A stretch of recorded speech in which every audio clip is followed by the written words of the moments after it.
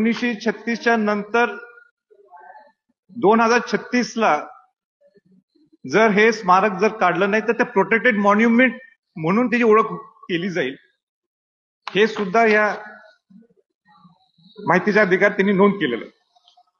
आणि म्हणून हा विषय मी घेतलेला आहे. अनेक शिवभक्तांनीच तो पूर्वी विषय हा घेतलेला आहे, पण दुर्दैवाने त्याच्यावर न्याय मिळाला नाही आणि म्हणून ही लाईन ही घेतलीय. कुठल्याही ऐतिहासिक संदर्भ नाहीये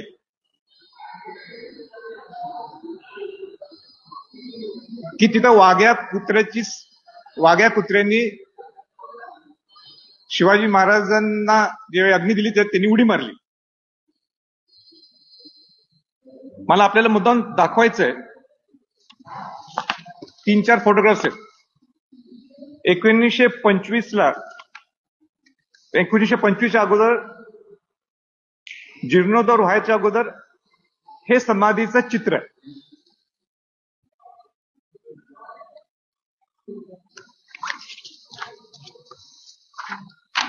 हे त्याचं दुसरं चित्र आहे.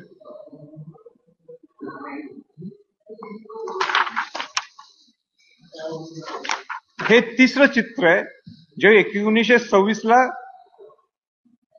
लोकमान्य टिळकांच्या माध्यमातून एक स्मारक समिती स्थापन झाली होती आणि त्या समितीने जीर्णोद्धार पूर्ण करून त्यामध्ये पुरातत्व खात्याने सुद्धा 2,000 रुपये दिले होते.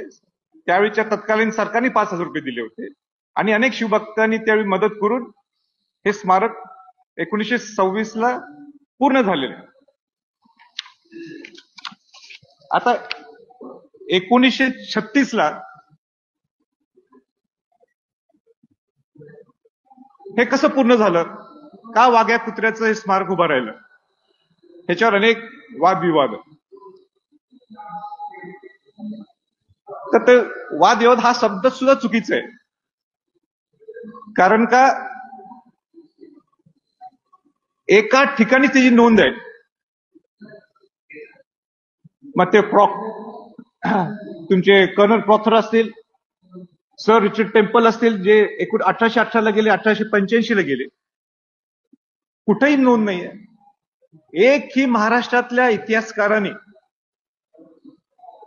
मग ते डाव्या विचाराचे असतील, उजव्या विचाराचे असतील किंवा सेंटर विचाराचे इतिहासकार असतील, एकही इतिहासकारांनी सांगितलं नाही की आपल्याकडे वाघ्या कुत्र्याचे एव्हिडन्स आहेत.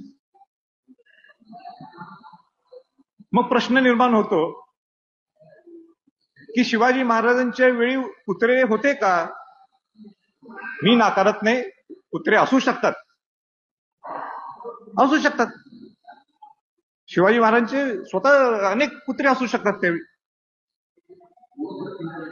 म्हणून त्याच्याबद्दल कुठेही नाकारण्याचा विषय नाही.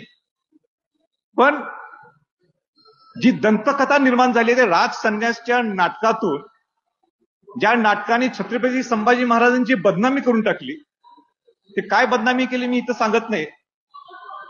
त्या राज संन्यासातून त्या दंतकथेतून या वाघ्या कुत्रा हा प्रकट झाला आणि स्मारक तिथं बांधलं. एकही रेफरन्सेस तुम्हाला कुठेही पाहायला मिळणार नाहीत. उलट माझं तर असं म्हणणं आहे, सगळ्या इतिहासकारांना सरकारने बोलवावं, मलाही बोलवावं, आणि जे विरोध करतात त्यांनाही बोलवावं. समोरासमोर आपण बोलू की कुठं एव्हिडन्स आहेत. मला सांगा, कोणाला आवडेल का की त्या वाघ्या कुत्र्याची स्मारकाची उंची सुद्धा शिवाजी महाराजांच्या स्मारकापेक्षा उंच आहे? हे कुठल्या शिवभक्ताला आवडेल? शिवभक्ताने अनेक मावळ्यांनी बलिदान दिलं. शिवाजी महाराजांनी जे हिंदवी स्वराज्य स्थापन केलं होतं त्याच्यासाठी, त्यांच्या समाधीचा अजून कुठं उल्लेख होत नाहीये किंवा माहित नाही कुठं आहे.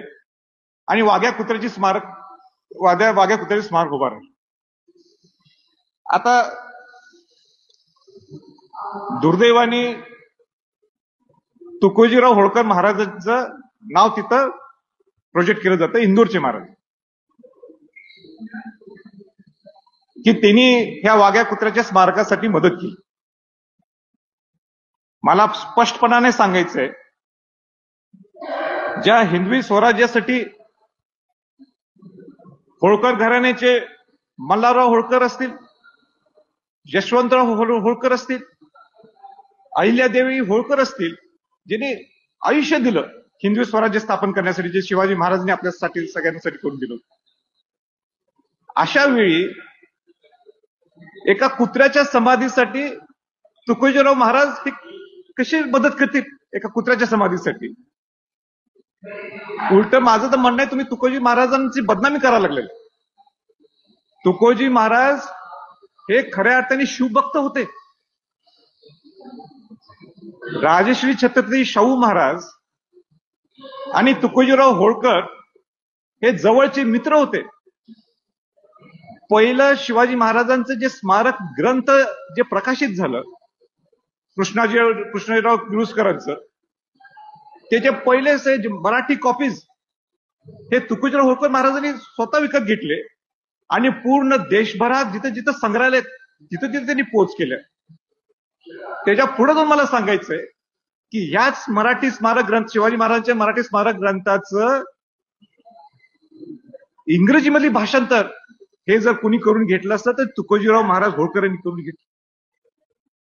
हे किती मोठे शिवभक्त होते ह्याच्यावरनं तुम्ही समजून घ्या, आणि ते कशा पद्धतीने कुत्र्याच्या संविधानासाठी मदत करतील. आणि म्हणून हा चुकीचा इतिहास तुकोजीराव होळकर महाराजांचा सुद्धा हे पुढे आणतात, हे खरं दुर्दैव आहे. मला वाईट वाटते, पण मला मुद्दाम सांगायचं या प्रसंगी की छत्रपती घराण्याचं आणि होळकर कुटुंबांचं ऋणानुबंध संबंध आहेत. राजश्री छत्रपती शाहू महाराज आणि तुकोजी महाराज तर मित्र होतेच, पण त्याच्या पुढचा टप्पा मला सांगायचा आहे की राजश्री छत्रपती शाहू महाराजांच्या जनक बहीण चंद्रप्रभा घाडगे यांचा विवाह तुकोजीराव होळकर महाराजांचे चिरंजीव यशवंतराव होळकरशी केला. पहिला आंतरजातीय विवाह छत्रपती शाहू महाराजांनी घडवून आणला. माझे आजोबा छत्रपती शहाजी महाराजांनी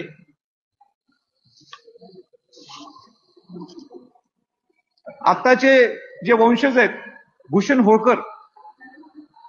होळकरांचे आजोबा श्रीमंत शिवनारायणराव होळकर यांचं लग्न जुन्या राजवाड्यात स्वतः शहाजी महाराजांनी घडवून आणलं. शक्यतो राजवाड्यात कुठल्याही घराण्याचं लग्न सोडून दुसऱ्या कोणाचं लग्न होत नाही, पण या भूषण होळकरांच्या आजोबांचं शिवनारायणराव होळकरांचं लग्न तिथं घडून आणलं. म्हणजे छत्रपती घराण्याचे आणि होळकर घराण्याचे किती जुने संबंध हे मला या प्रसंगी मुद्दाम सांगायची गरज नव्हती, पण मला सांगणं मी उचित समजतो. त्याच्या पलीकडे जाऊन सांगायचंय की धनगर समाज हा इतका विश्वासू आहे, हे बोलणं उचित मी समजत नाही, पण सांगावं लागतं मला की मला आयुष्यभर ज्यांनी मला सांभाळलं किंवा मला जेवण दिलं नवीन राजवाड्यात, तो जो मेन कुक आहे तो धनगर समाजाचा आहे. आयुष्य त्यांनी तिथं नवीन राजवाड्यात काढलं.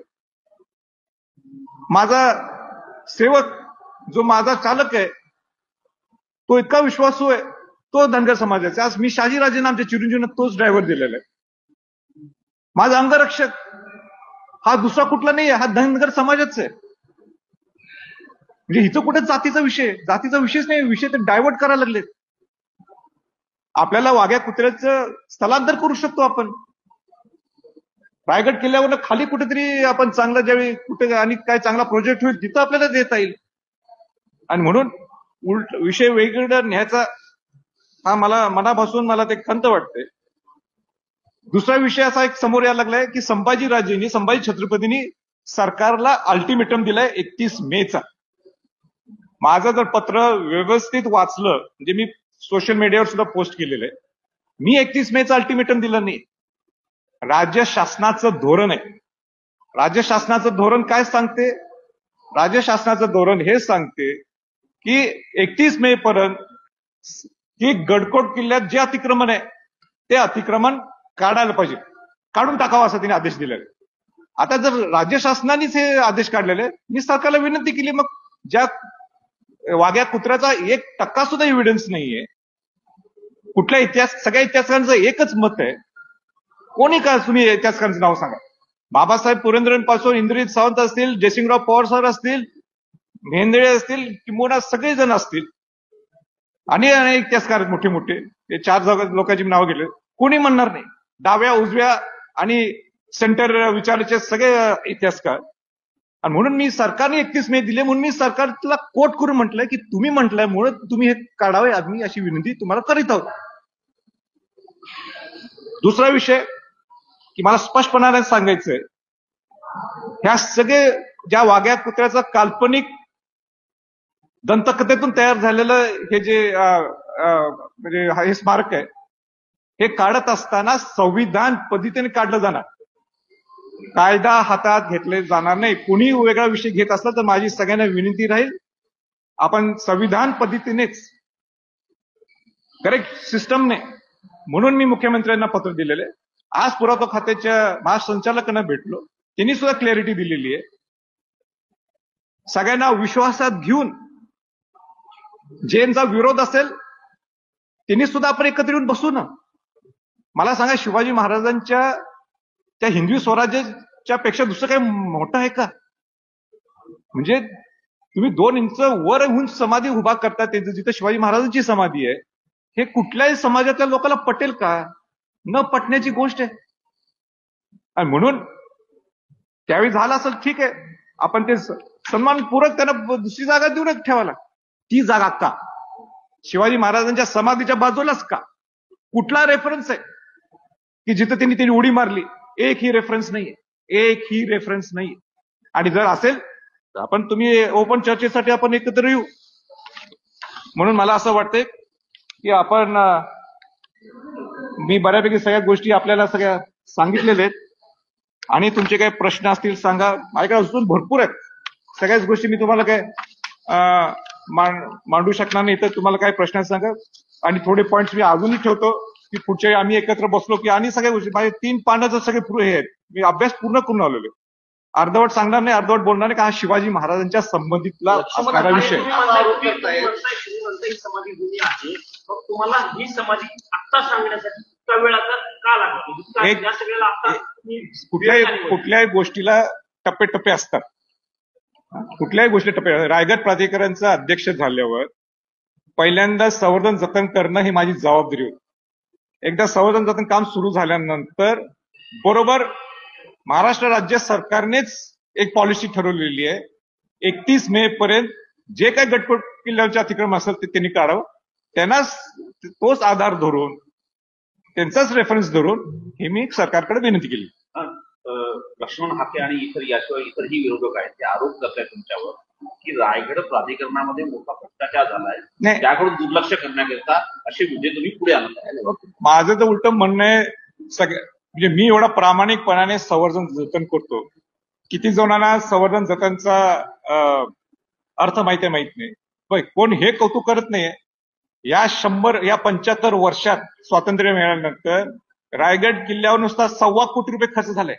मी मागं लागलो, जय शिवाजी महाराज आपली अस्मिता आहे, ह्याच्यासाठी रायगड प्राधिकरण स्थापन केलं.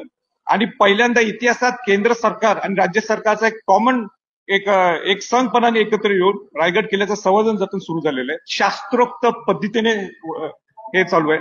माझी सगळ्यांना परत एकदा आव्हान आहे, नुसतं टीका करण्यापेक्षा आपण एक कॉमन मिटिंग घ्या, चला माझ्यावर रायगडला, आपण बघू, तुम्ही सांगा तुमची ही अडचण आहे. उलट जर आम्ही चुकत असेल तर निश्चितपणाने तिथं दुरुस्त केलं जाईल. पण उगाच बोट दाखवायचं, काय शास्त्रोक्त पद्धत माहित नसताना काय ती बोट दाखवायचं, हे चुकीचं आहे. माझं उलट त्यांना आव्हान आहे, या सगळेजण बघायला चूक असलेली आपण ती दुरुस्त करू. मी पॉझिटिव्ह माइंडेड ऍटिट्यूडचा माणूस आहे आणि जेवढं शक्य होईल तेवढं मी करणार. ज्या दिवशी सरकारला वाटेल मी नकोय करून ते दुसऱ्याला जबाबदारी देऊन देत. पण मला पूर्ण विश्वास आहे की मी जोपर्यंत माझ्याकडे अध्यक्षपद आहे तिथं काळा बाजार भ्रष्टाचार हा होऊ शकत नाही. मी कदापि सहन करू शकत नाही की मला आलेली संधी आहे, की शिवाजी महाराजांनी दिलेली संधी आहे. आणि शिवाजी महाराजांचे तिथं भ्रष्टाचार करणं म्हणजे स्वतःला लाज वाटून घेण्याचा प्रकार आहे. तुम्ही आता पुरावे देऊन संपूर्ण सांगितले, पण काही अभ्यासक अजूनही ठाम आहेत ही तशी घटना घडली होती रेफरन्सेस तुम्ही दिलेले आहेत, पण मग त्यांच्यासाठी तुमचं काय? माझं म्हणणं आहे, मी ठाम आहे की डाव्या आघाडी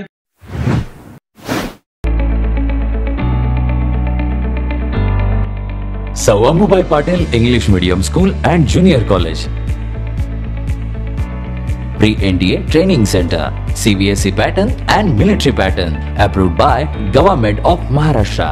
Sir Ammubai Patil English Medium School believes that a better future lies where and students can learn themselves. Graded excellent by state and CBSE pattern for systematic scholastic and co-scholastic work.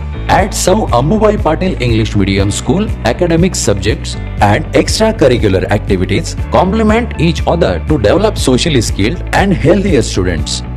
Theories and concepts are well understood by performing scientific experiments on their own. At Sir Ammubai Patil English Medium School, we encourage students to think independently and develop their own skills. I want to become an aeronautical engineer. I want to become an athlete and win gold for our country. I want to be a IAS officer. When I grow up, I will build a school for poor children. Sir Ammubai Patil English Medium School and Junior College. Address: Gokul Shirga, Taluka Karved, District Kolhapur. 9326617509, 9371331176.